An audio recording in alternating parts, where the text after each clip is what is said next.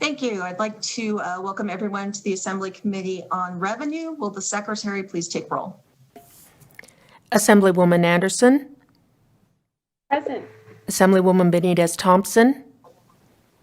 Here. Assemblywoman Bilbray Axelrod. Here. Assemblywoman Considine. Present. Assemblyman Hafen. Here. Assemblywoman Kasama.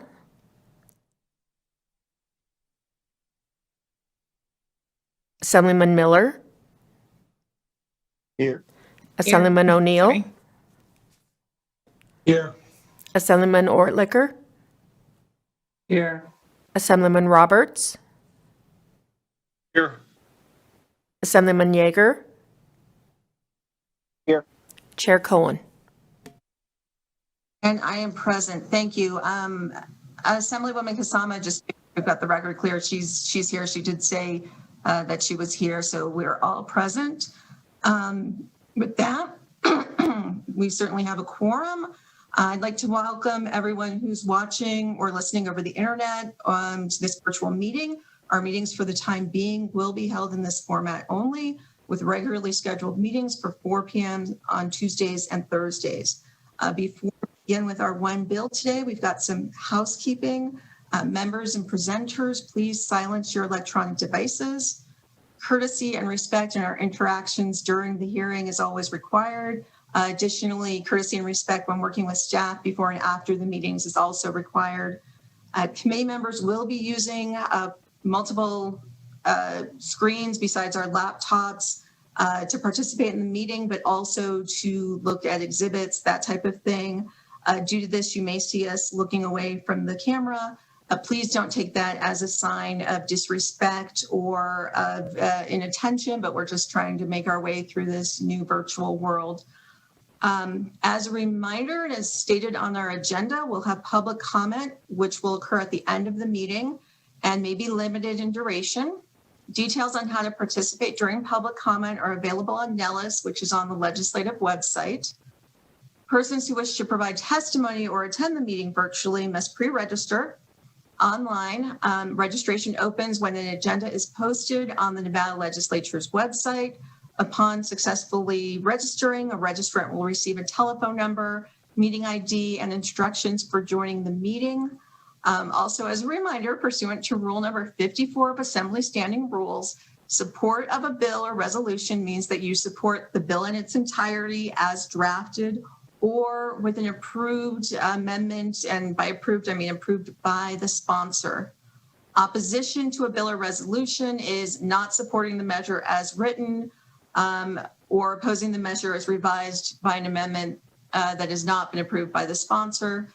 And if you love the bill, but you just a little tweak to it, that's still opposition until you can come to terms with the sponsor. And a neutral position on a bill or resolution is one in which a person offers particular insight on the measure but expresses no position on the measure. So please note, right now, everyone on the video is a presenter, member of the assembly, or staff. This may change in the future, but this is how it's going to be for this hearing. So with that, we'll move on to the presentation of AB 29, which revises provisions governing programs for the development and commercialization of research and technology in the state. With us is Michael Brown, the Executive Director of the Governor's Office of Economic Development, and several presenters with him. And Director Brown, I'll let you introduce your presenters and move forward as you see fit. So please go ahead. Okay, thank you, Madam Chair and members of the committee.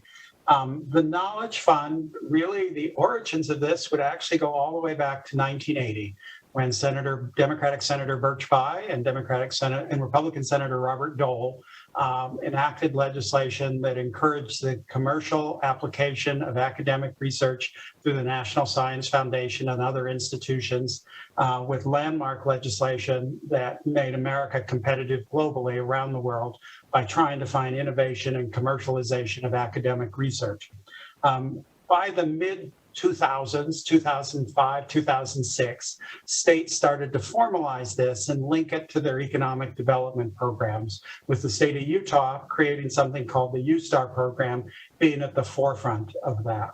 It came to Nevada in 2011 with the creation of the Knowledge Fund, which Karsten Heiss, who works for GoEd, was the original staffer and is one of the first employees at GoEd, and has been with us since the founding of the department and put this program together in partnership with Nevada's institutions of higher education and the INCHE system and the chancellor. The purpose was to be a catalyst to promote research, innovation, and the commercialization of research for the benefit of the state. It has operated on a small subsidy. The first funds for this program came in 2013, and since that time, $32 million of state funding has been put forward in this. From that investment of $32 million, nearly $40 million has been generated in sponsored academic research contracts. $35 million has been generated in grants and donations. It has supported 573 jobs, commercialized 1.2 million in revenue, has helped bring 38 companies to Nevada. 29 companies have university-based operations. 17 have been spun out of our research institutions here in Nevada. 75 faculty positions have been hired or received a portion of Knowledge Fund support, with 139 student interns over that period of time, and 21 student interns engaged in projects specifically at our research institutions.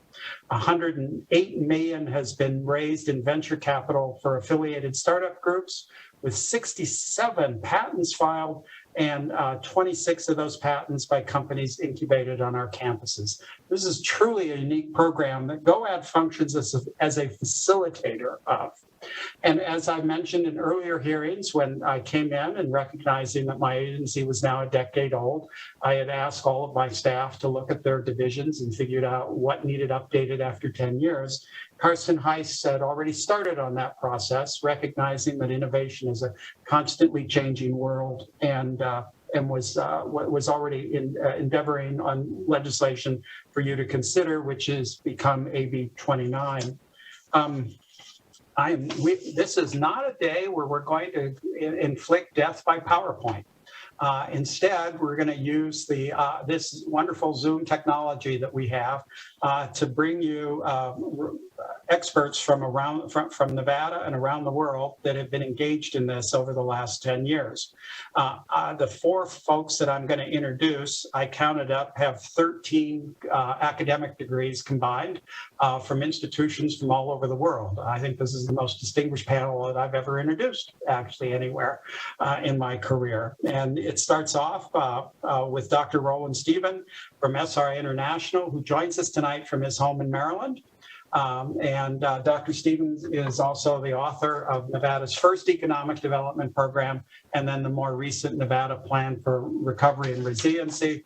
He's done work for Las Vegas Global Economic Alliance, Clark County.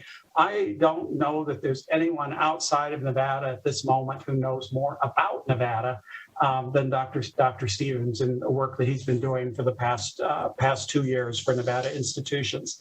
PhD from UCLA with specialties in the area of innovation.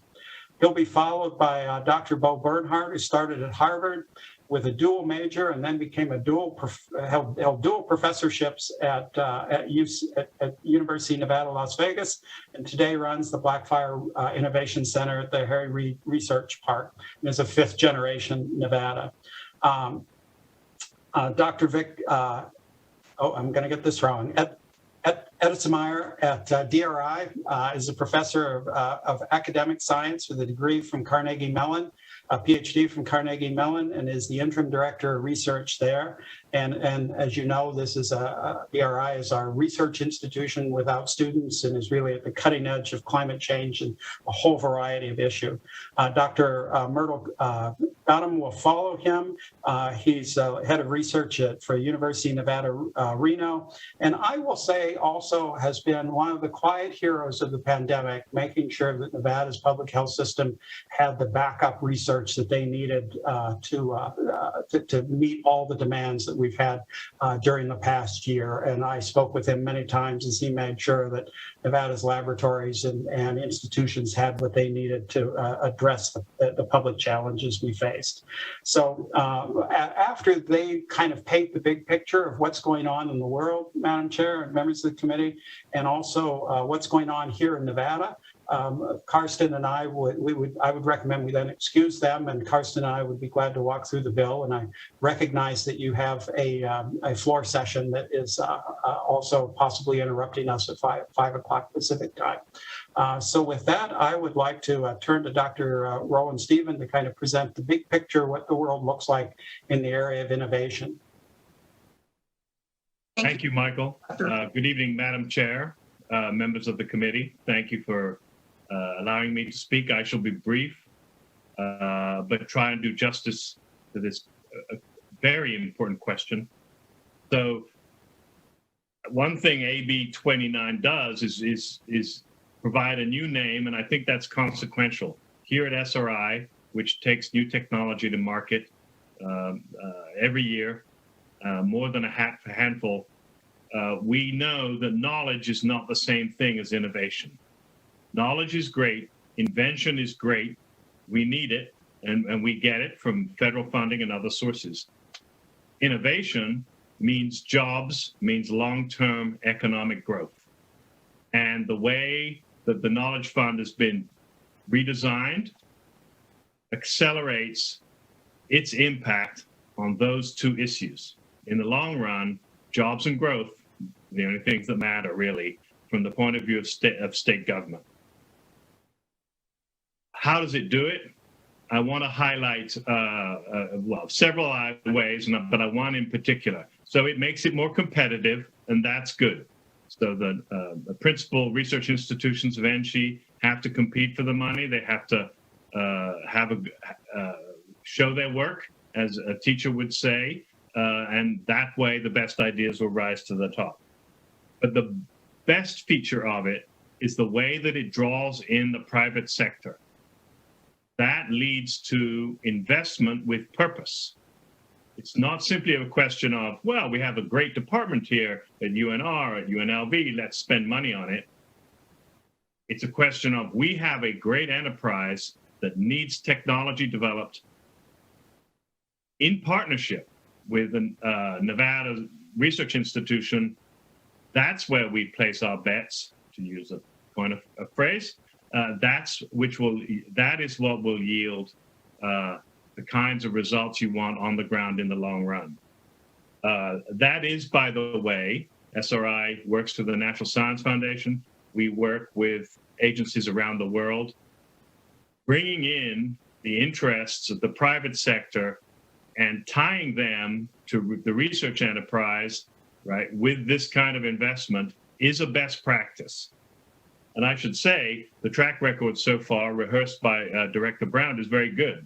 108 million in follow-on venture capital, that is a hard metric. That is a good metric. Much else besides the development of talent, very important, the building of networks, the starting up of businesses. But with this new design, I think you have legislation before you, which is going to take these investments and make them more effective. That's all I have from now, but I'm glad to answer questions as you see fit later on. Thank you. And with that, I believe, Mr. Director Brown, you said Dr. Bernhardt would be our next presenter. So Dr. Bernhardt, please go ahead. Thank you, Madam Chair. This is Bo Bernhardt. I'm the Vice President of UNLV. As you heard earlier, also an alumnus of Harvard, but more importantly, an alumnus of Walter B. Long Elementary School in CCSD, followed by Kermit R. Booker, followed by Frank F. Garside, followed by Bonanza High School. Went off to Harvard, but knew that I wanted to come back to help contribute to a state we all love. And in this instance, on innovation that we're all exceedingly inspired by and hopeful for as we move forward and move out of this difficult economic time. So speaking of history, I'll start with my own historical experience with this fund. I was fortunate to be there in 2011 when this was first hatched from brains like Congressman Horsford, who of course sat in this very legislature and led this charge. Looking at the tens of millions that other states were investing in their own higher education innovation funds, he and others launched the Nevada Knowledge Fund.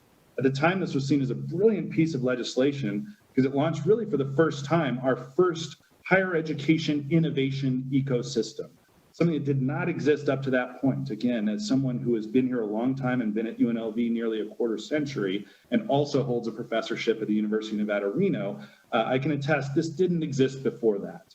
Even more brilliantly was a late addition to that legislation that said this: if one of these inventions that emerges hits it big, like Gatorade, famously at the University of Florida, which was invented by scientists there, and to this day generates $12 million a year for the University of Florida in what is sort of a once-in-a-lifetime shot. But nevertheless, if something like that happened, there was a built-in mechanism after a certain threshold where funds actually went back into the state's coffers. How brilliant is that? It not only supports, it's not only great legislation in and of itself, there actually is a really nice piece of this legislation that enables monies to go back into the state if things are a jackpot, so to speak.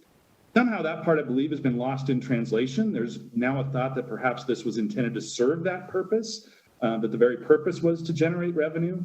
But as someone who was there at the outset, and the message that was conveyed to me at UNLV by the leaders of the legislators then, was that this is an inspirational bill to build this ecosystem, and I believe that's precisely what it has done. Because of time constraints, I will focus on just one success story. The innovation labs that were under my direction back when I was on the faculty that have invented, among other things, a smart elevator, Window Magic, which transforms home windows and hotel windows into the television set, and on and on and on, has yielded more U.S. issued patents than the rest of UNLV's labs combined. CBS News this morning arrived on the scene soon after, celebrating the innovation that was happening in Las Vegas. And as a kid who grew up in the Clark County School District, I can attest that Gail King's conclusion on what we had achieved never happened when I was a kid in Las Vegas. Her exact line was, "Don't you just love smart kids?" as they interviewed students who were participating in this innovation approach. The national media rejoiced, and more recently, at the Harry Reid Research and Technology Park, these successes led to the construction of the $35 million Blackfire facility that I now oversee. It is our innovation hub at UNLV. And the best part of all, $35 million facility, zero state dollars. Talk about an ROI from something that was started with $250,000 in seed funding from the Knowledge Fund. This also led companies like Caesars, Adobe, Intel, Panasonic, LG, Zoom, and US Capital Global, a major capital firm out of San Francisco, whose CEO, Jeff Sweeney, is providing written testimony today, to move into the tech park, inspired by this vision of a university-driven innovation ecosystem. Moving forward, this will be the home to the famous room temperature superconducting discovery that you all heard about, that made the cover of Nature and, of course, was immortalized in Governor Sisolak's inspirational State of the State. The lineage is clear. Blackfire innovation at the Harry Reid Research and Technology Park never happens without the Knowledge Fund. So I won't speak to other illustrations here, and I know my colleagues at the other institutions of higher education will, but the Knowledge Fund has worked in the precise spirit, at least, that it was intended by its creators.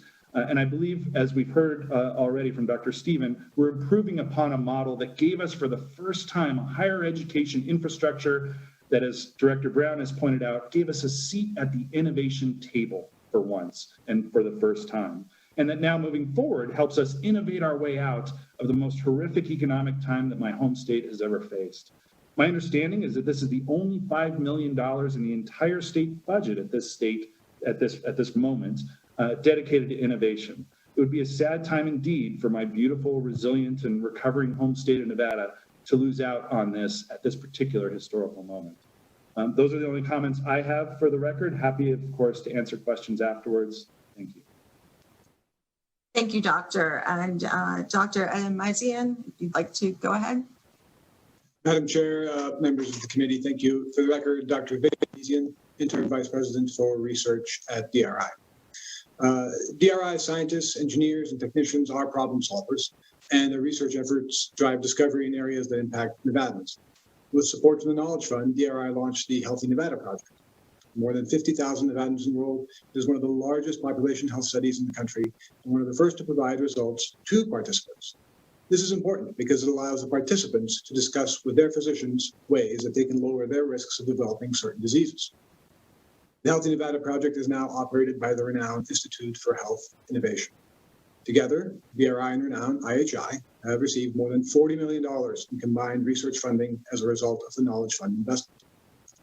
These investments also furthered our research into wildfires, which, as you know, is obviously very important for Nevada. Today, DRI is partnering with wildfire experts from across the country to update the models that fire managers use to battle wildfires. This expertise was born out of work that GoEd invested in at DRI. Projects for more than 50 DRI scientists, staff, and students have been funded through the Knowledge Fund. That has enabled the DRI to start up new organizations like the renowned IHI, which I just mentioned, and to spin out companies like Bioelectronica and WaterStart. These investments have an economic benefit to the state as well. Economic impact study found that for every dollar that DRI receives from the state, our scientists generate $4.82 in grants and contracts. And that impact is roughly $9 when including the direct, indirect, and induced benefits. So I would echo what Dr. Bernhardt said. The Knowledge Fund has worked, in our view. We appreciate GoEd's investment in DRI. We are hopeful that the partnership will continue in the next biennium through the continuation of funding for research that fuels innovation. Thank you, and I'll be happy to take questions at the end as appropriate. Thank you. Dr. Gadam? Thank you, Chair Cohen, members of the committee. My name is Myrtle Gautam, and I serve as the Vice President for Research and Innovation at the University of Nevada, Reno. Our Knowledge Fund supported programs are providing early stage companies a place to park where they can develop their technology and products, access expensive equipment they can't afford, be able to hire our students as interns, and then later as employees, and be able to work with the faculty experts. Through the Knowledge Fund, you are doing exactly what the White House had recommended. That is enabling innovation, capturing the talent pipeline, and improving the business climate. The Knowledge Fund has sowed the seeds of entrepreneurship, economic development, and job creation in the state.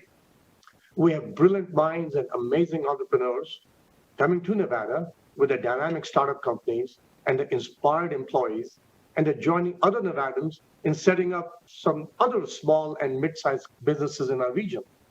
They're hiring Nevadans and paying them nationally competitive salaries. Through their employee base, they're creating service sector jobs. They're investing back into our companies, in our restaurants, in our coffee shops, grocery stores, gyms, dealerships, car dealerships, highways, K through 12. These small and mid-sized companies are not looking for tax incentives or abatements. They want to do it by themselves, and they're doing it. They're sustainable. Yet they're instrumental in creation of stable, high-paying jobs and economic diversification. They're helping in workforce training by hiring our students as interns, and they're hiring our graduates as regular employees in high-tech jobs. That is what I call transformative, diversified economic development, creation of long-term sustainable value. The Nevada Center for Applied Research, which we call NCAR, NCAR, is made possible by the Knowledge Fund.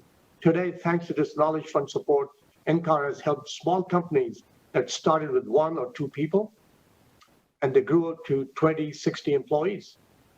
Let me share just a couple of examples. Among the several biotech companies that have scaled up through NCAR is Bioelectronica. They started with 2 employees in lab space in our campus. Actually, I know they started with just 1 employee, but they like to say 2. Today, after a successful investor round, they have 13 employees and are presently hiring more. More than half of the team are alumni of UNR. Bioelectronica recently graduated, as they like to say. They move out of the campus and they get into their own private space in Reno, and they continue to do contract work with NCAR. This is exactly what is intended by the NCAR model. Flirty, you all heard about, was the first company in the US to complete a commercial product delivery by drone. Actually, they had one of the early drones is now in the Smithsonian. They started on our campus with 2 employees, and after a successful funding round with investors, they have grown to 30 employees. I remember these two gentlemen from Australia came with 2 duffel bags, literally, and rolled them into this office space. And now they actually grew to 60 employees, but because of COVID, they're down to 30. So Flirty is another one of our successful graduates. So let me share 2 quick examples of faculty startups that are moving into research into the marketplace to benefit society and the economy. DX Discovery, that was developed by a couple of our outstanding microbiologists and is bringing new technologies for rapid diagnosis of various diseases to the world. Alert Wildfire is deploying new technologies to allow first responders to more quickly assess wildfires and then more rapidly determine the appropriate resources of people and equipment to deploy. Alert Wildfire is in place across Nevada, as well as California and in parts of Oregon and Idaho. These businesses and products and services they represent are made possible by the Knowledge Fund support. We have tracked the job creation by startups that have scaled through NCAR. More than 490 jobs have been created, and these are high-tech, biotech, advanced manufacturing jobs. And some of these employees break out and form their own companies and hire more people. We don't even know where they are. The Knowledge Fund has also supported numerous important applied technology initiatives and that have had huge economic implications. Again, let me just talk about 2 of them. Intelligent Mobility is testing new transportation technologies in real-world settings in Nevada, in streets of Nevada, in the north and the south, urban areas, and rural settings. We call these living labs, and these living labs are created under the leadership of GoEd. There are many components to intelligent mobility. One effort is to minimize, hopefully eliminate, pedestrian deaths at intersections. We know what a serious problem that is. Another effort is contributing to better understanding of near crash incidents. Others are using technology to study interaction of vehicles, to the settings, traffic signals, and such. This work will be foundational to the future of autonomous travel. Another research team has deployed and developed amazing new ways to combine drones and robotics for use in underground settings in mines.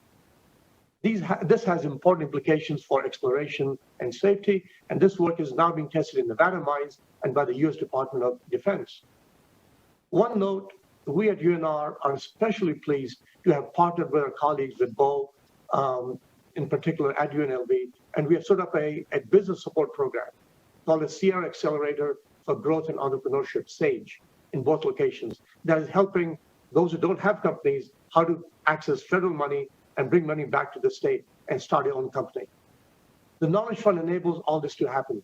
Were it not for the Knowledge Fund, we would not have had 490 jobs created by new and dynamic startup companies. Were it not for the Knowledge Fund, these companies in Nevada would not have raised venture capital in excess of $108 million in this region. Were it not for the Knowledge Fund, our graduates would be leaving the state in greater numbers, but now they're working for these startup companies in Nevada. Madam Chair and committee members, Knowledge Fund has been a game changer for the state. Thank you. Thank you very much. And I think most of the committee is going to have their questions after the presentation, but I appreciate that we don't want to keep you gentlemen. So I do have just a quick question that I think Dr. Mazian, you'd be the person to answer. One thing that concerned me when I read the bill is I recall touring DRI or having a meeting with DRI a few years ago and learning that the researchers at DRI have to basically fund their own research. And what I'm wondering is, do the changes in the bill and the changes that this is going to cause for DRI mean that any of the researchers are going to have difficulty being able to support their research because of more competition? Dr. Vicatini and as a research institute. Madam Chair, I appreciate your question. Our researchers, of course, have been supporting the research for quite some time, and that's the spirit of DRI. We bring in external funds, and we work to apply those towards doing research that our faculty love to do. I believe that the changes to the bill would not significantly impact the research that's being done. In fact, they might, serve to enhance it because they would enable partnerships with private companies that are somewhat difficult to do right now, just because private companies are always a little bit hesitant to partner up with public entities such as DRI, just because it's a question of the unknown. So in my view, actually, I think it would be beneficial. Perhaps. Thank you for that. And do we have any other questions for these gentlemen before we let them go? Madam Chair, I can also amplify. We've had discussions with INCHI and others and the stakeholders this week, and we'll be bringing an amendment that will restrict the private sector participation to only 20% of the available resources, and obviously encouraging them to partner with our institutions. And we can discuss that when we get into the bill. Okay. And you know, I thought we had many demands on the clock, but if they can stick with us when we walk through the bill, that would be wonderful. They're certainly welcome to, and I don't think I have any other questions yet. So if you want to go ahead, please do, Director Brown. Okay, thank you, Madam Chair, members of the committee. What AB 29 proposes to do is to build on the successes that you've heard on and update it in the constantly evolving and evolution of Nevada's innovation system.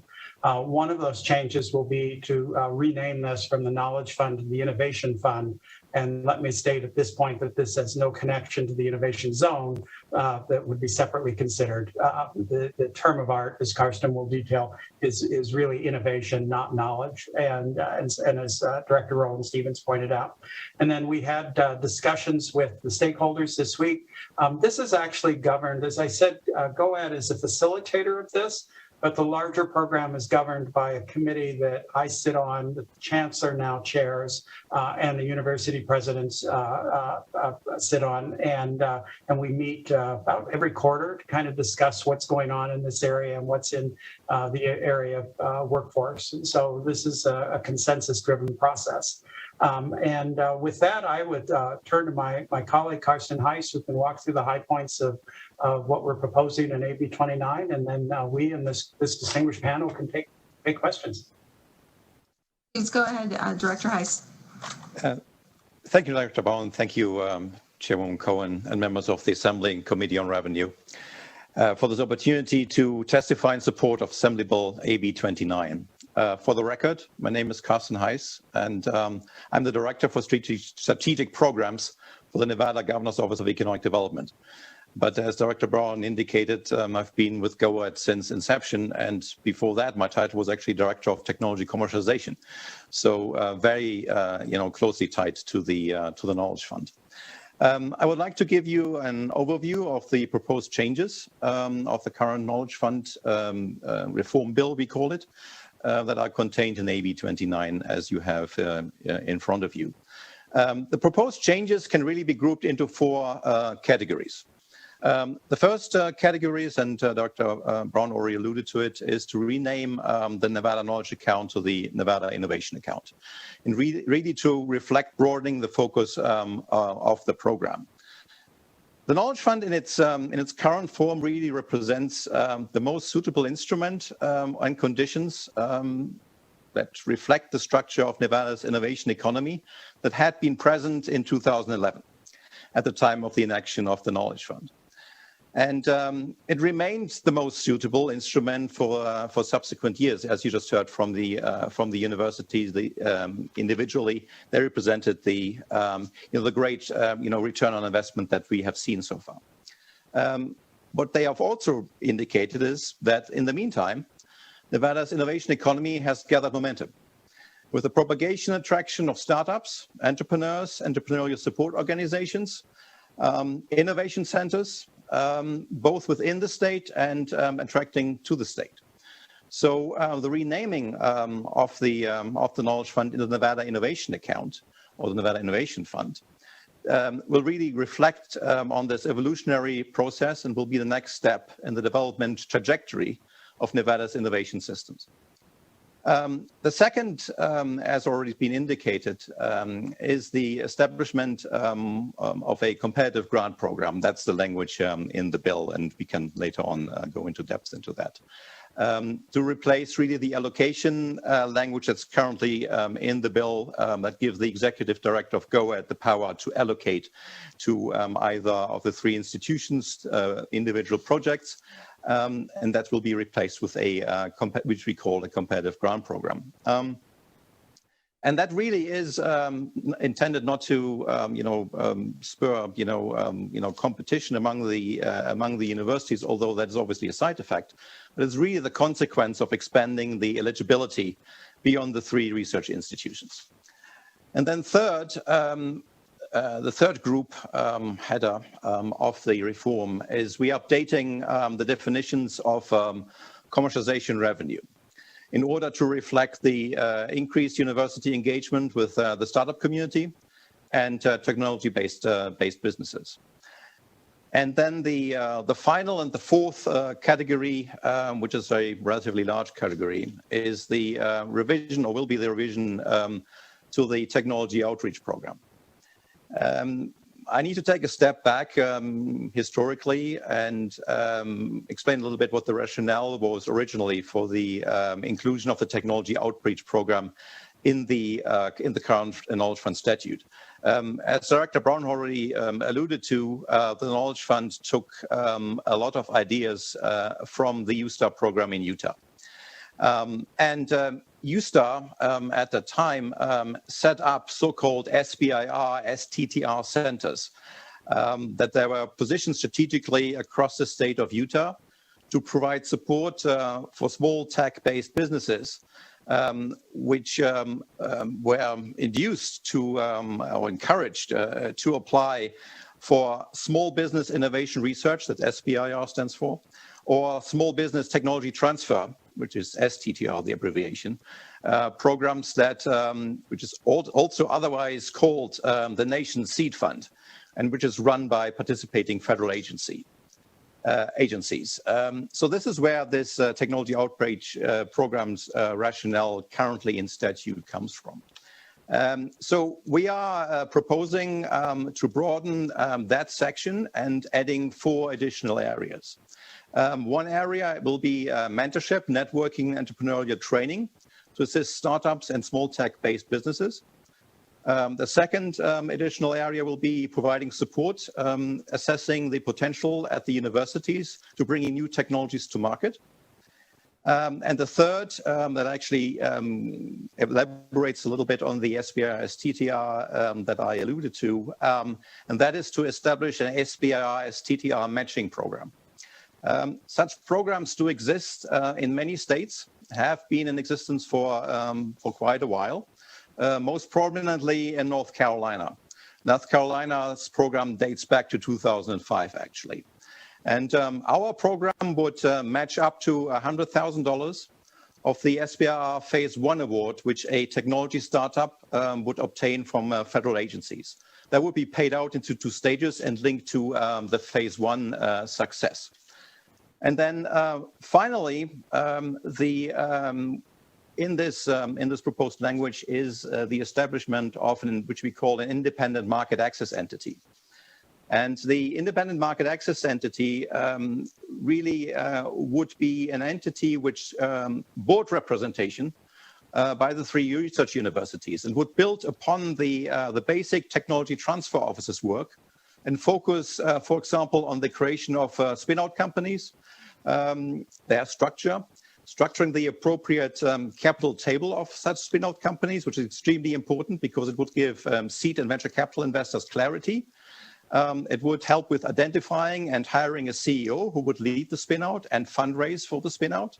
And it would assist, which is also very important as we were discovering more and more when we actually talked to startups, with the application to accelerators nationwide.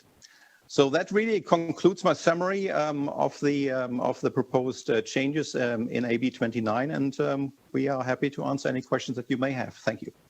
Thank you, Karsten. Madam Chair, thank you. Great, thank you. So, Director, ready for questions now? Absolutely. Yes, absolutely. Thank you. Okay, thank you. We have a question from Assemblyman Miller. Thank you, Chair. Thank you, Director Brown, and to the panel for the presentation.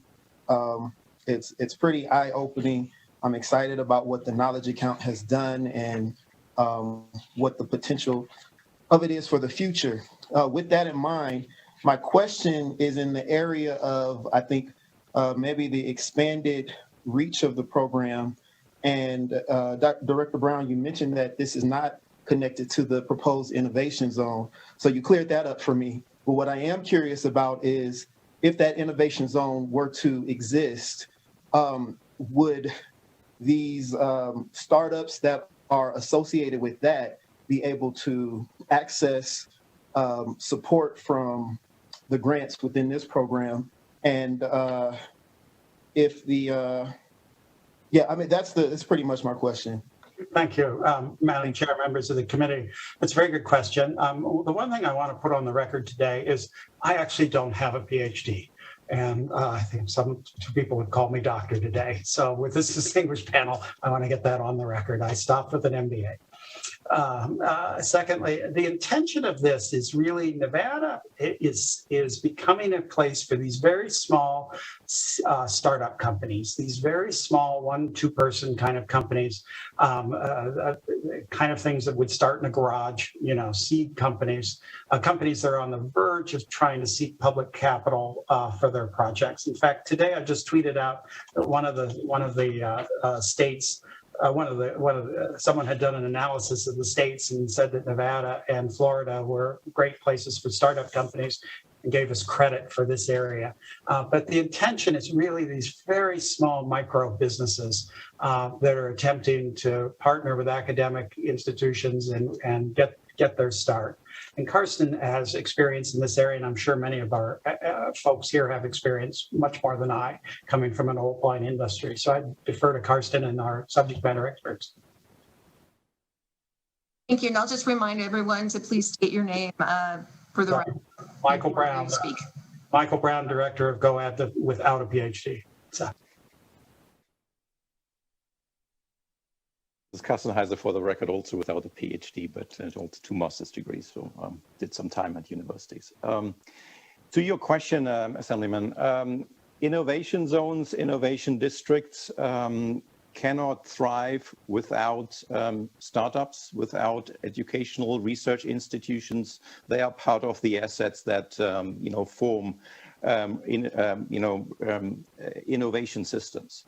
I alluded to that term earlier. So we are, with the encouragement that we are giving through the Reformed Knowledge Fund, the Nevada Innovation Fund, to help especially the very early stage companies, as Director Brown indicated. So these are companies which probably have less than 50 employees, far less than 50 employees, have less than 1 million in revenue, probably only raised less than $10 million in capital, very early stage.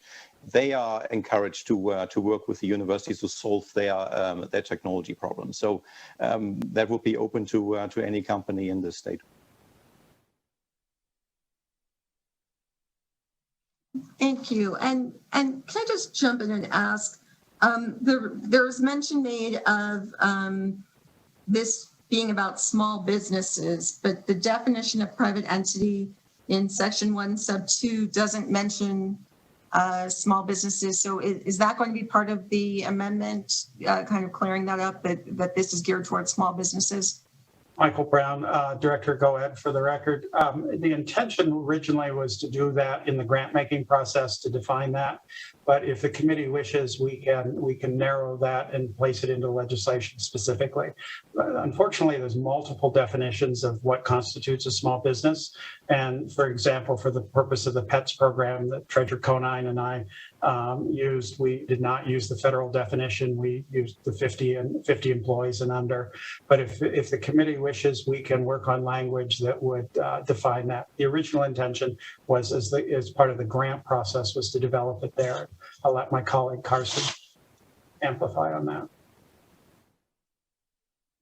This is Carsten Heiser, for the record. There's not much to add to this. This sums it up. I would just caution when to define it once it's in the bill, once it's passed into legislation. It will stay there for a long time.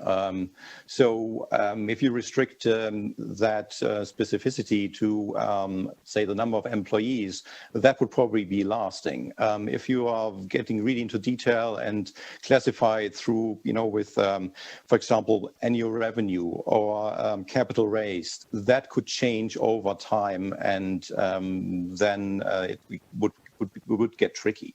So I'm just throwing that out as a word of caution. But certainly, as the director said, we are happy to amend it full size-wise, for example, as far as employees are concerned. Okay, thank you. And then with that, I have a question from Vice Chair Benitez-Thompson. Thank you so much, Chair Cohen. I appreciate that. And thank you so much for the presentation and for all the presenters you have. I know they're incredibly busy, so I appreciate them taking their time to talk to us about this. So my question is, I've got a question on Section 3. And so within Section 3, on line 27, any commercialization revenue received by the office pursuant to such an agreement must be deposited into this new account, account created by the NRS, except that any, and then the new language is except that any commercialization revenue received in the form of stock and all of that, and goes to the nonprofit. So I have two questions. So one, when you referred to the nonprofit, is that the Battleborn Adventure nonprofit, or will there be a new one? It's a Battleborn. I see a head nod. Okay, thank you. I appreciate that. I guess the second one is when we go down to the definition of commercialization revenues. In the testimony, we heard a great example, which was the example of Gatorade and the state of Florida. And I like this example. Going back to 2011, I recall we had a conversation with that. That same example was shared with us in this committee contemplating this legislation. And I'll bring up a point now that we talked about then, which was Florida, the state of Florida did retain royalty fees. And so their general fund received money back from these investments. I did a quick internet search, and I can have anyone correct me if I'm incorrect, but it was about 20% of the cut of royalty fees and $150 million into general funds over the years. And I guess one thing that I've always looked for, and I still continue to look for, especially as we're kind of looking at the program and where it's been over the years, is that direct connection to how economic development grows the general fund. Because but for dollars landing in our general fund, we don't have dollars to appropriate to education or back to the universities or to health and human services. And so I guess I'm wondering, when was there contemplation about removing this language about the royalty fees, and in fact allowing the state to find a way to have a more reciprocal relationship, so it's not just an outward flow of general dollars out through appropriation, but there could be an actual inward flow of dollars as well?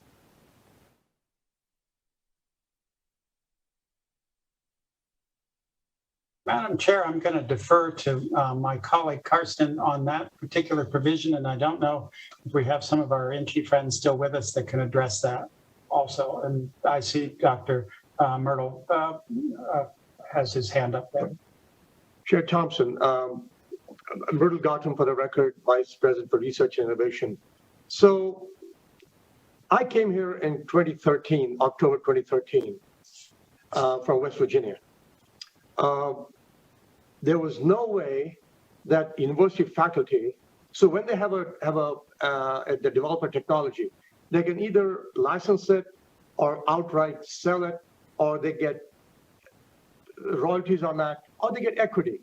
Usually nowadays, you get equity when the company becomes big, it gets sold, there's a windfall.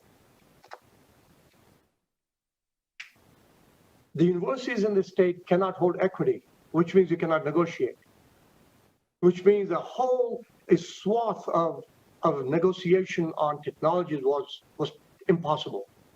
So when I came in 13, we had done this earlier. We started at Nevada Research Innovation Corporation. It took 3 years to happen because it's a new concept. So today we have a 501c3, which is separately located It's a supported organization under the 501c3, the IRS code.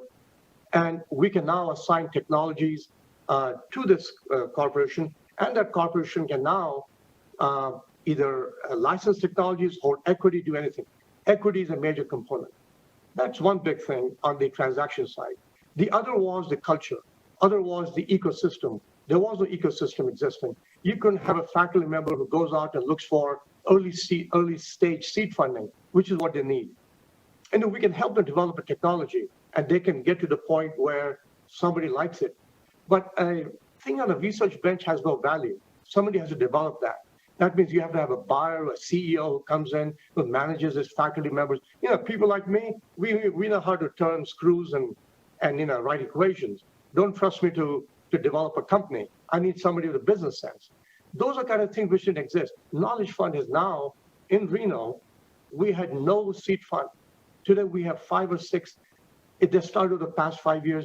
These are innovation funds that fund little companies with 1 or 2 people that grow into 5, 10, 15, 20. So the ecosystem wasn't there. The Knowledge Fund has created the ecosystem. Now people who come out with patents, we can mentor them. We can link them up with investors. We can link them up with CEOs. We can link them up to people who can market their technologies. So, I really thank the vision. And there were things which may have been there before I came in 11. But I tell you, the seeds were sown. And over the past 6, 7, 8, 9, 10 years, we are to the point where Utah was 15, 20 years ago. And we are at a point where our faculty now want to open companies. And we have to tell them to calm down, we'll get you a CEO and we'll get the funding for you. That culture just wasn't there. We have ecosystem now thanks to Knowledge Fund. So the question about royalties is only one part of it. I think there are several things which go on. Equity goes on. New companies coming to the region, that matters. They work with our people. They have spouses who are just as motivated. So it's an entirety, the gamut of things that is happening that's creating $108 million worth of venture capital, 490 jobs on new startup companies, which wasn't there earlier.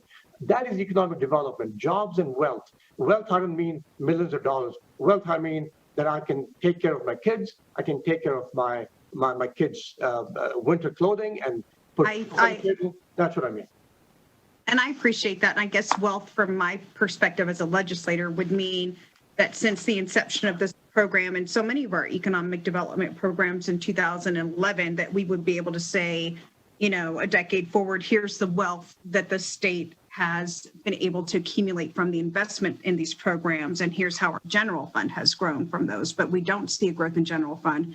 And in fact, we do see shrinkage of our state government, our inability to hire new employees, or our having to keep positions vacant when in the state of Nevada when the economy otherwise was going gangbusters. So I guess I would love the consideration for, as we think about these programs, just to know that there is that conversation going on of why not royalty fees? Why not a way for Nevada to see in a much more direct way, a much more direct legal nexus, the ability to really be a partner in this in the way that we would be a partner when we invest privately.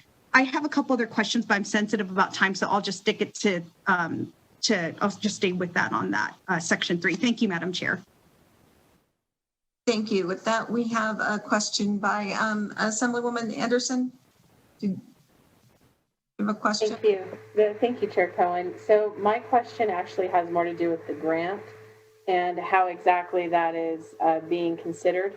It has to do with section 2, subsection 5, where it lines out exactly who can be part of the groups that are applying. Can a private business partner with one of our community colleges in the idea of becoming innovative and allowing some of our other institutes that are under the Nevada system of higher ed also apply for these grants?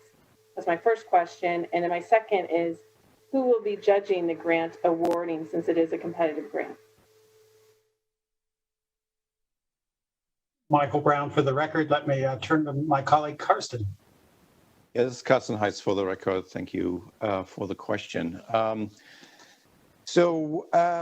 The answer to that prior to our meetings earlier this week would have been yes. Now we are amending, or the proposal is to amend the language for private entities to link only to the section of the technology outreach program. Now, if, for example, a community college would fall under those headers, then the answer would be yes again. The answer to the question of who would be judging it, very similar to how we are currently already evaluating proposals by the universities internally at GOED.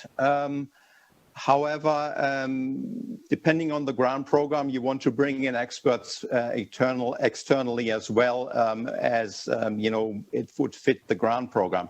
Just to give you an example what other states are doing, some other states are actually outsourcing this really to experts in the field nationwide. But then these are programs that are, tens of millions. So it would depend. If we have here one of the grant programs that should this pass, we would immediately implement is the SBIR matching program. And there I would bring in addition to academic experts in the technology area, also experts from the private sector that help these startups, for example, support organizations like Startup Indy, for example. Thank you for that clarification. I'm looking forward to reading the amendment because I do think it's very important in the idea of innovations that we also look beyond simply the universities and DRI for ways for us to partner in our community colleges. So thank you very much for that information. And thank you, Chair. Thank you. Assemblyman O'Neill. Thank you, Madam Chair. Actually, I may have a couple questions because I'm confused. I agree with, or I want to support our Vice Chair's comment that the universities should receive some benefits and royalties on these programs we set up. And also we should always remember our community colleges, and because they really develop jobs for Nevada and businesses on the blue collar level. But I heard you say this will not, earlier you said this will not go to businesses in this innovation zone that's being discussed. But then I heard Mr. Carson say that it would go, those businesses could qualify, which is my one point I need clarified. And the second part is you talked about 20%, the amendment coming. As I read here, particularly in section 4 on several levels, it says that a private entity alone could qualify for this money without partnering with the university at all. And I wonder, should university funds go to support private entities?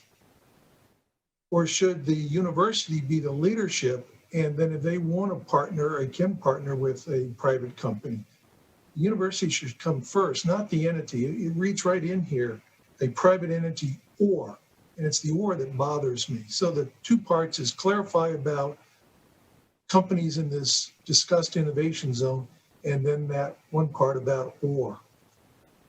Michael Brown, for the record, let me try to handle that question first. Is that this was developed separate from the discussions on the innovation zone. So even though the word innovation is used in both, they're two separate initiatives. There's not been a nexus. However, if the innovation zone would come to pass and you would start to build an innovation entrepreneurial economy there, and you had companies that met the criteria to participate in something like this, then yes, they would be eligible.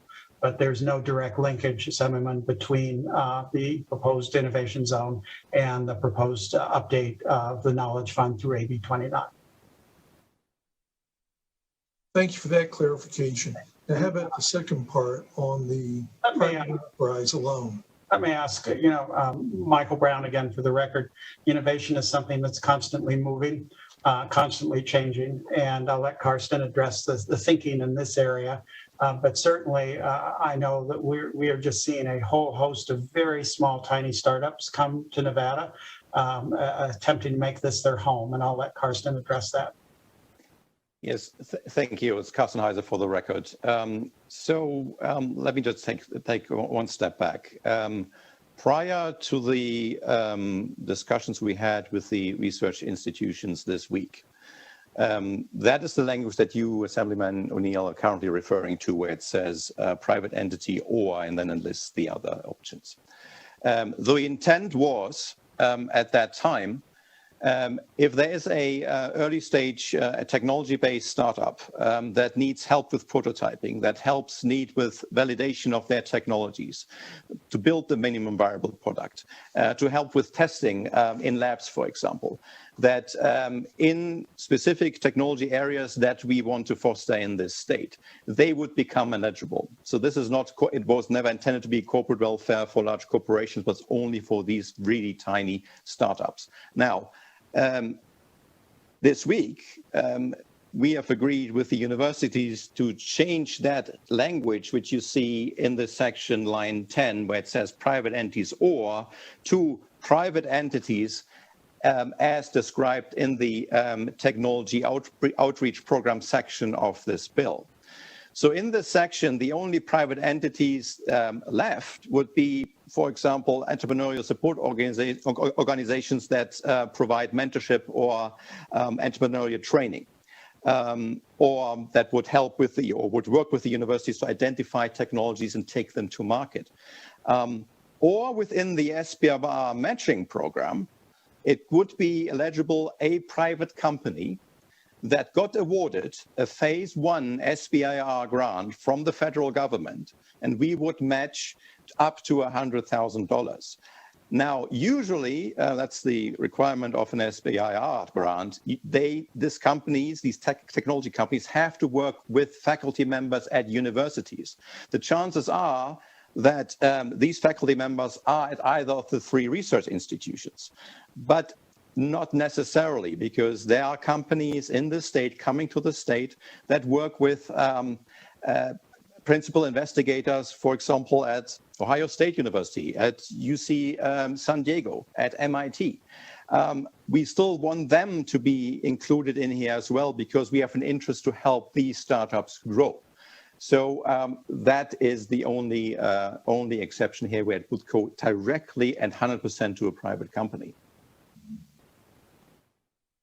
I may say, I appreciate your response, but I would feel much more comfortable if we said and instead of or. To me, it leaves too much for a future interpretation outside of 2021. I'd like the universities, the colleges, their money to be included for them. Thank you, Chair, and thank you, sir, for the answer. Thank you. I have some more questions, but I think I'm going to wait until we see the amendment because they might be taken care of in the amendment. Does anyone else on the committee have any questions?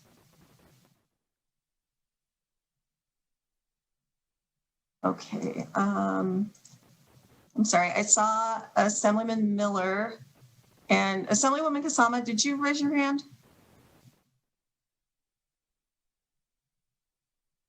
Unmute myself. No, I was just agreeing with the Karsten that I think if you put too much detail into the statute, it would make it difficult for it to be flexible enough. And so I thought keeping it in the regulations for the grant program made sense. I was just in agreement with that. Okay, thank you. Assemblyman Miller, you had your hand up? Yes, just a quick question. Thank you, Chair. In regards to the grant programs and their, I guess, diversity, are there any diversity requirements or diversity markers that indicate, that kind of give more diverse startups or more diverse entities a higher priority? Michael Brown, Director, go ahead for the record. I don't believe there is, but that's something that let us take a look at. let me see, I don't know how the National Science Foundation and some of the federal agencies do these things, but let us take a look at that. This input's been exceptionally helpful. You know, when you're updating something after 10 years, you know, it's really helpful to have all these eyes looking at it. And let us take a look, see if and I'll ask my colleagues to know, maybe there's something that I don't know about this world, perhaps from the other institutions. Dr. Bo Bernhard. Response. Thank you, Chair Cohen. This is Dr. Bo Bernhard from UNLV. And I can attest once more at Blackfire Innovation Hub, which now exists because of the Knowledge Fund. We have leveraged that into the Expanding the Leaderverse bill, which successfully passed last legislative session, and which explicitly seeks to expand the leaderverse of inventors, of business leaders, and in a way that frankly is more meaningful than anything I get to work with at UNLV. We do programs like Battleborn Girls Innovate, which go into the junior highs and create robotics programs. Our Young Executive Scholars program is a Las Vegas-sized Upward Bound program. And our university-based programs taking advantage of and leveraging our status as, according to U.S. News and World Report, the second most diverse campus in the nation, has just been an inspiring success that now lives at Blackfire Innovation. So, Assemblyman Miller, we share your interest in this and support it through Blackfire.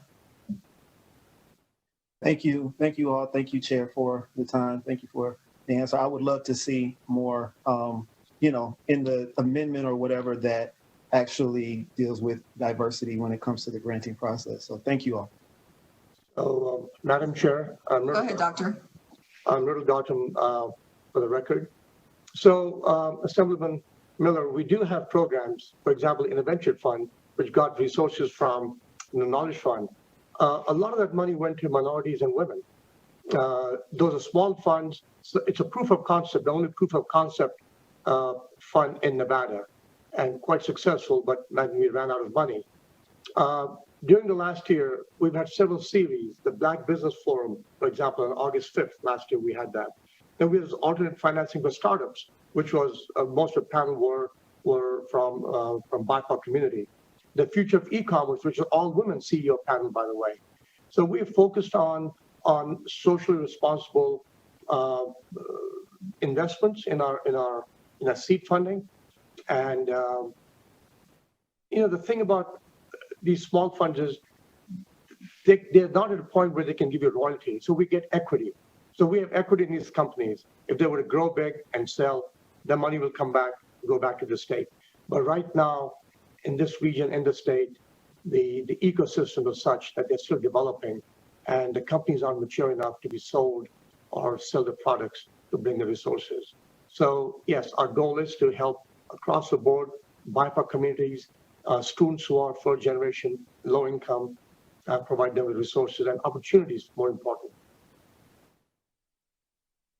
Thank you. Thank you. With that, we are going to have to go in a few minutes, but let's see if we can get the support taken care of. So if that's everyone, you have Director Brown to speak. We'll move on to support. Madam Chair, this has been an exceptionally helpful committee hearing. We've gotten a lot of very good ideas. What I'd like to do is go back with my team and go back to our INCHI partners and have a discussion about some of the issues raised, and we'll work on an amendment to bring forward for the committee to consider. Okay. Thank you. So does that mean you are requesting not to hear from support? Or? Oh, no, excuse me. I'd love to hear from support. All right. Okay. So, yeah. Yeah. Okay. So BPS, please let's move on to support. Actually, Madam Chairwoman, yes, Chair. Oh, I'm sorry. Go ahead, Vice Chair. I just had one question. It's a technical clarification. I just wanted to make sure I understood something.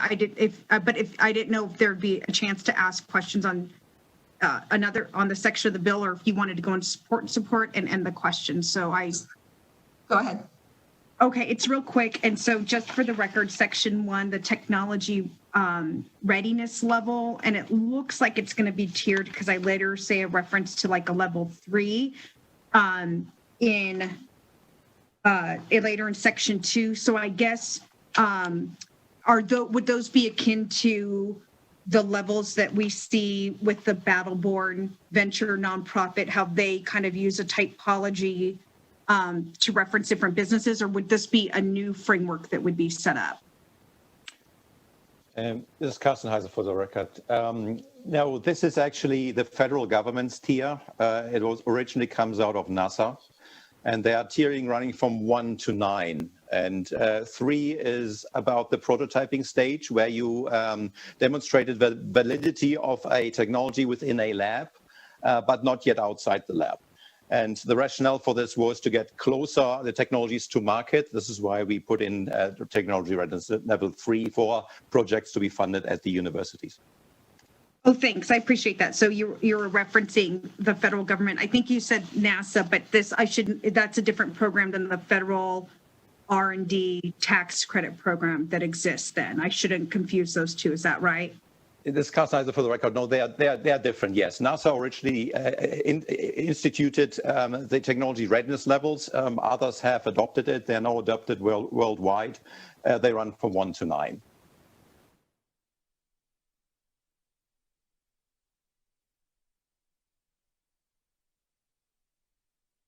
Thank you. So with that, we're going to go to support. A reminder to anyone in support that we are limiting testimony to 2 minutes. We will be timing. And unfortunately, because of our 120-day session, sometimes we have to jump in and out of things. And so we will be going to floor in just a few minutes. We'll try to get in as much of support as we can. We will be back after floor for the remainder of support, opposition, and neutral, and for public comment.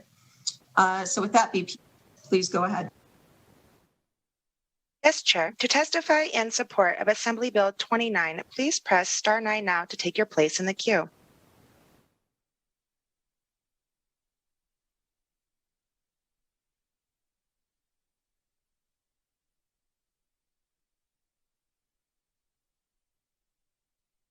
For the caller with the last 3 digits, 125, please slowly state and spell your name for the record. You will have 2 minutes and may begin now. My name is Jeff Sailing, Jeffsailing. I am a co-founder and executive director of Startup NV, a nonprofit statewide business incubator and startup accelerator. We're deeply engaged on a daily basis in the startup ecosystem throughout the state. I also happen to teach Engineering 461, high-tech entrepreneurship at UNR. It's a class where we use university case studies to inspire engineering students to create and build startups from university-developed technologies, as well as the technologies and ideas they develop on their own. The main assignment in the class is to go to UNR IP catalog, find a technology worth creating a business of, create the business and pitch it to local investors. It's inspiring to work with entrepreneurs throughout the state, building their businesses and helping them to raise capital to grow, and to work with our university students to develop their ideas and the university IPs into businesses. So it's with this combined private and personal university experience that I offer my support for AB 29. I believe that GoEd should have the flexibility to invest in both university and privately developed IP that can become successful businesses, grow, raise additional capital, and return multiples on that capital like you've all talked about. Director Brown and his colleagues have the exposure and the wisdom to make good decisions about not only what to invest in, but at what stage. Because having the idea or developing the technology is only the first step. Investment is needed in the steps that follow to develop that tech into a real business. And those stages require investment too. Some of that investment will be through our university system, and some will be out of that in the private organizations. GoEd's uniquely positioned to make those calls and should have the flexibility and authority to make those investment decisions that will have the best returns on capital with transparency and oversight from this body and others. I believe AB 29 will provide that, which is why I support it. Thank you for your time and for letting me state my opinion. Thank you, sir. Let's try to fit in a couple more in support. So the next person, please.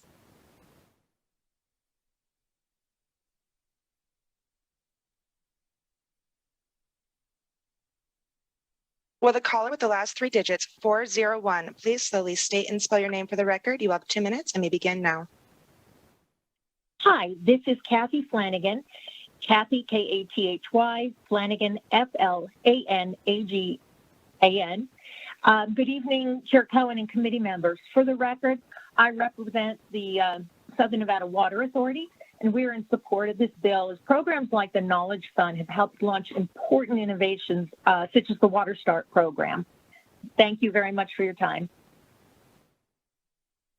Thank you. And the next person, BPS.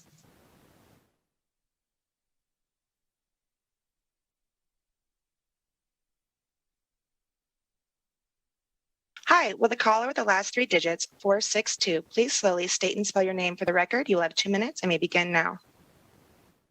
Yeah, for the record, my name is Joshua Levitt. That's spelled Joshua. Last name is Levitt, Leavitt.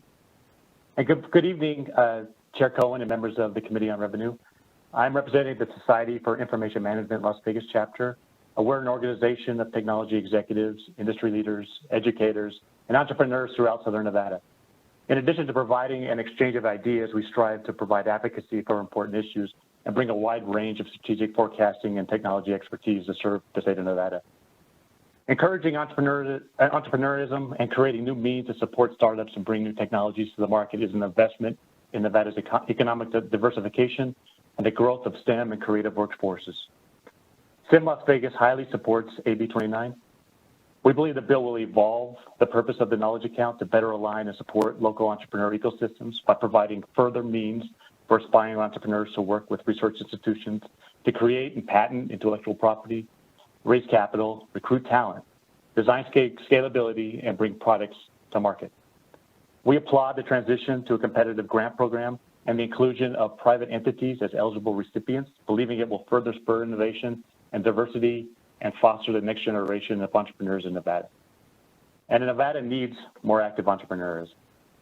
As many of today's speakers have demonstrated, entrepreneurs are fantastic partners for our businesses and large industries to develop innovative ways to stay competitive in a global marketplace, since entrepreneurs have a talent to turn technology into usable and marketable applications.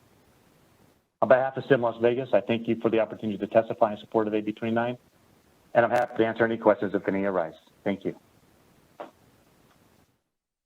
Thank you, sir. And with that, I think we're going to have to go to recess. Again, my apologies to anyone waiting and to the presenters. However, we'll be back hopefully around 6:30, but I can't guarantee that. If you don't want to wait, please feel free to send in your testimony in writing, and we will post it and make sure that the committee members see it. But for now, we are in recess. Thank you.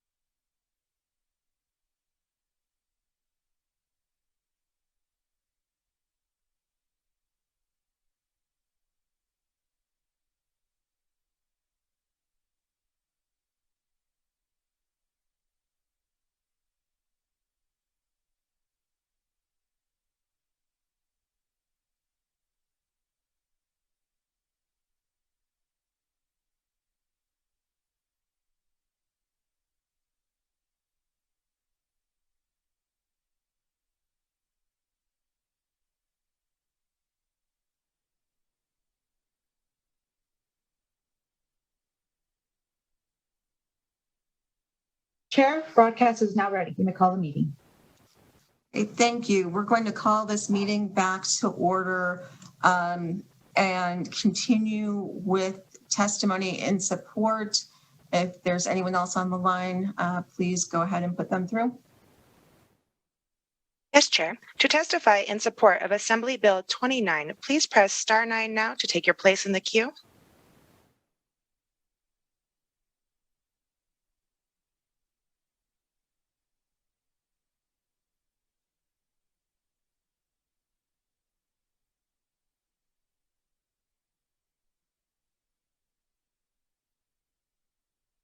For the caller with the last 3 digits, 336, please slowly state and spell your name for the record. You will have 2 minutes and may begin now. Good evening, Madam Chair and committee members. My name is Jonas Peterson. I'm the president and CEO with the Las Vegas Global Economic Alliance. I want to share that LVGEA is in full support of AB 29 and the renaming, rebranding of the Knowledge Fund to the Innovation Fund. As the Regional Development Authority for Southern Nevada, our mission is to grow the economy through economic diversification. AB 29 will help us grow the innovation economy and I believe serve as a recruiting tool for startups, emerging industries, and tech incubation. The Knowledge Fund has had so many highly successful examples. One in particular that our team has been intimately involved with is WaterStart, which has helped solve some of our most challenging water issues, but also helped us recruit new water-related companies throughout the state. Been a great success, and there's many more examples. I urge you to support AB 29 to help Nevada be at the forefront of innovation and technology to diversify the economy. Thank you so much.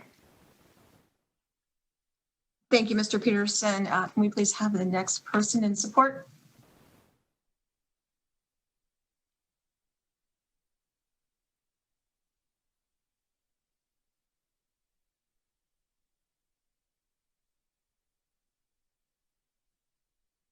One moment. Will the caller with the last 3 digits, 520, please slowly state and spell your name for the record. You will have 2 minutes and may begin now. Chair Cohen, members of the committee, my name is Anthony Ruiz, ANTHONY-RUIZ. I'm the Senior Advisor of Government and Community Relations with Nevada State College. Nevada State College is in full support of AB 29 to help support Nevada's innovation economy. I'd also just add that I appreciate the collaboration on this bill by Director Brown and his team at GOET. Thank you.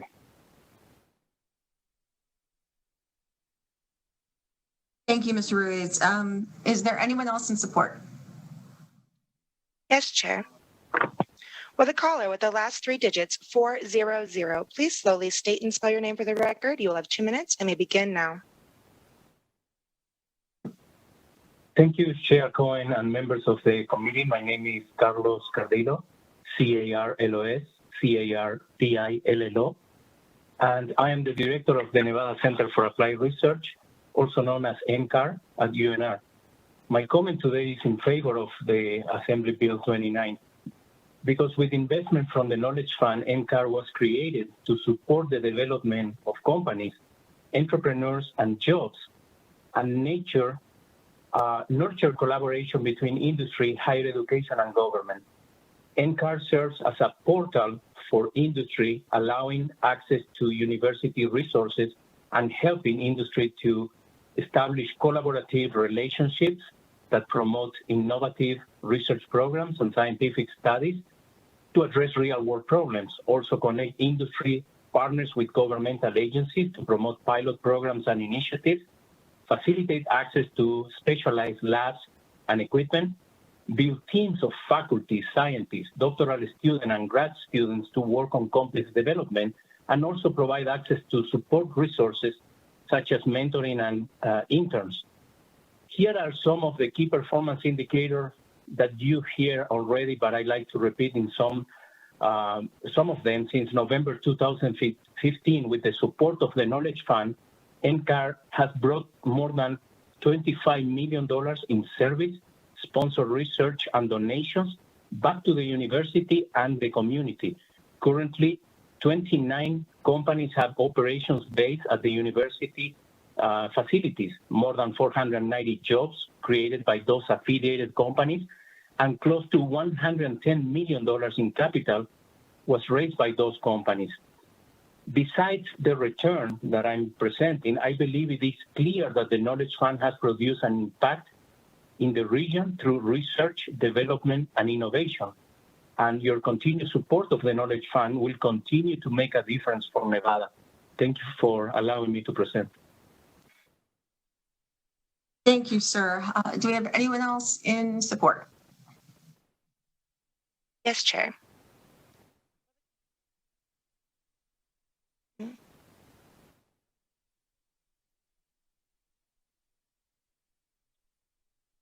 Will the caller with the last three digits, 836, please slowly state and spell your name for the record. You will have 2 minutes and may begin now.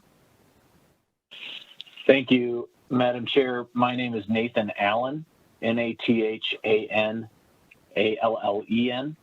I'm the Executive Director of WaterStart, and I am here to speak in support of the provision of AB 29 that would continue to fund and make changes to the knowledge account.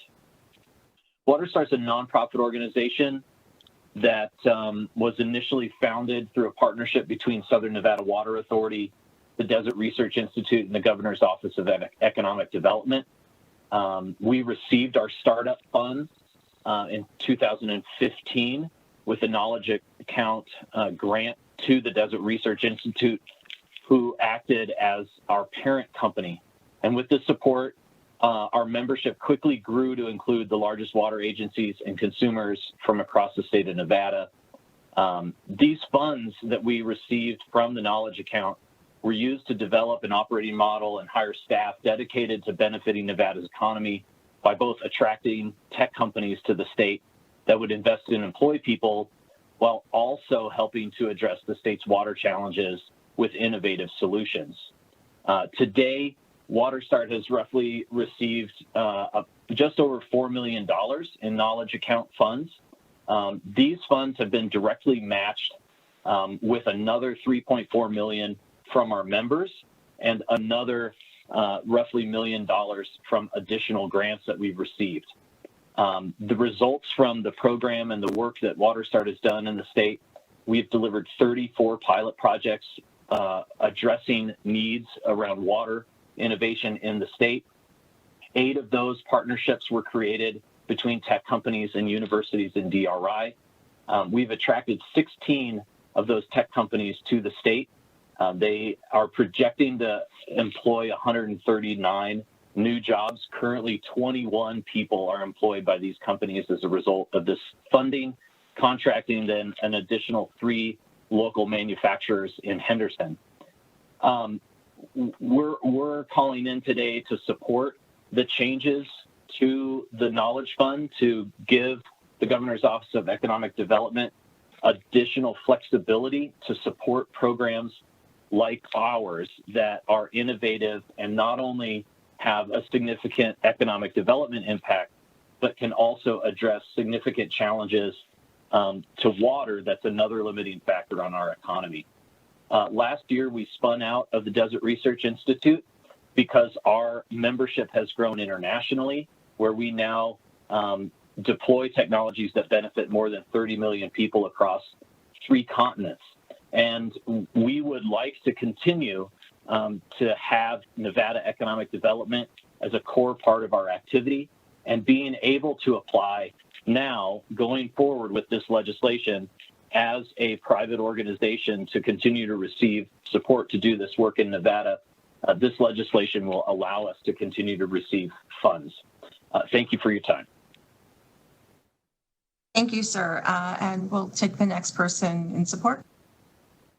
Chair, there are no more callers in support of Assembly Bill 29 at this time. Thank you. Then let's move to callers in opposition. Chair, the public line is open and working. However, there are no callers for opposition at this time. Okay, then let's move on to neutral.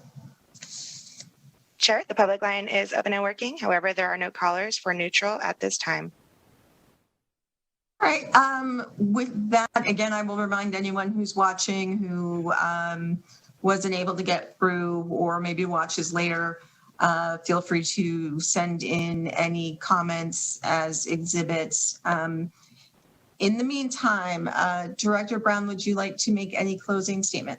Thank you, Madam Chair, members of the committee. Thank you for the opportunity today and to present these wonderful experts and great leaders in Nevada.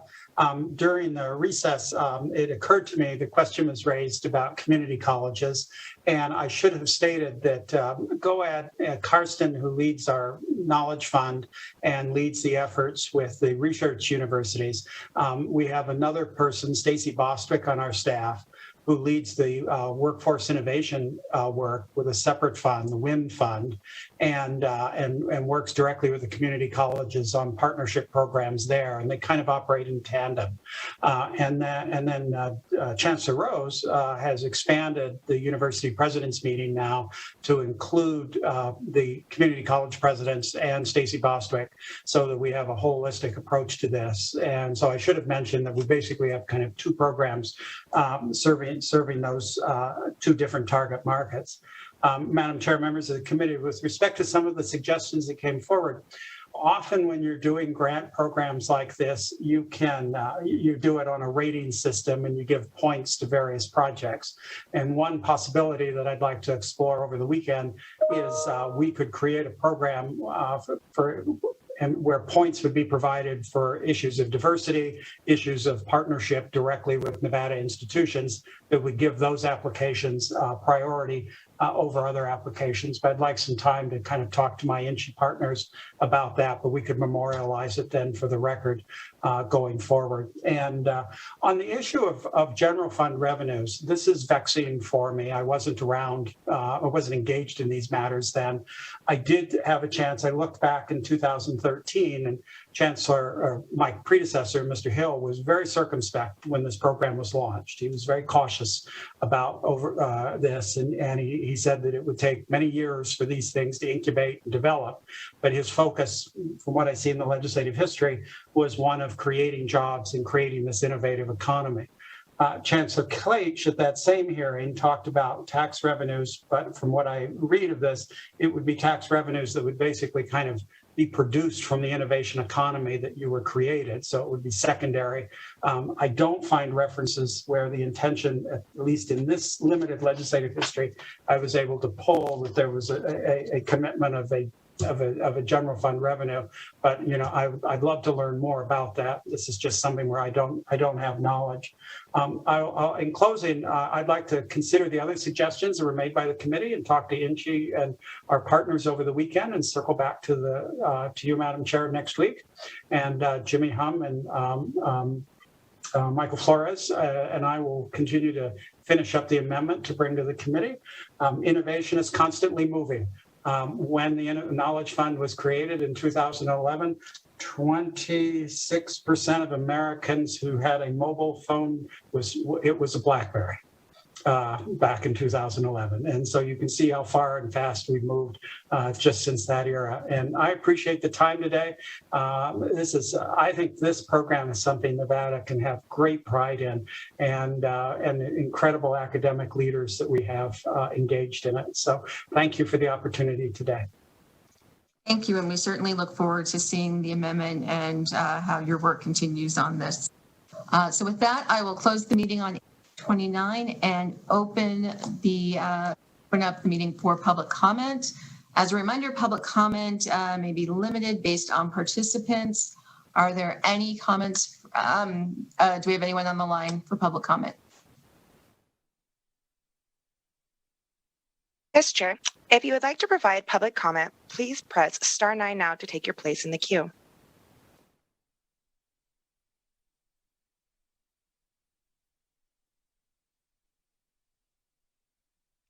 If you are wishing to provide public comment, please press *9 now to take your place in the queue. Chair, the public line is open and working. However, we do not have any callers wishing to testify with public comment at this time. Thank you. Do we have any members of the committee who have any comments? Okay, seeing none, Our next meeting will be Tuesday, March 9th at 4 p.m. I anticipate that we'll have a work session, so look for that. And that concludes our meeting for today. We are adjourned. Thank you.